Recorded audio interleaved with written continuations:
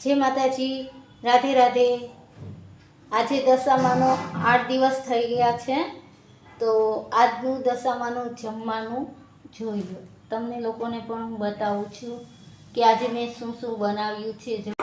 આજનું જમવાનું જો એ બાજરાનો રોટલો છે, પછી પાલકની ભાજી છે, પછી ભીંડાની સબ્જી છે, દૂધ છે અને લડ્ડુ છે। દશામાને જમવાનું તો કરી નાખ્યું છે, જો લડ્ડુ તો અડધું છે ને, તો જમી લીધા છે દશામાં। આરતી પૂજા બધું થઈ ગયું છે।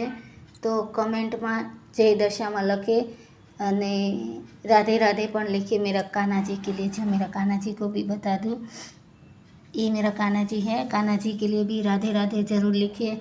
और आप लोग को एक बात बता दूँ कि हम लोग क्या है कि 10 दिन का उपवास करते हैं ना, तो ये माटी की सांडड़ी है। आप लोग देख लो, ये माटी की भी सांडड़ी की पूजा, असली पूजा वही होती है, ठीक है। तो बस अब 2 दिन रहा है, तो फिर देवी माँ का विसर्जन हो जाएगा। ओके, जय माता जी।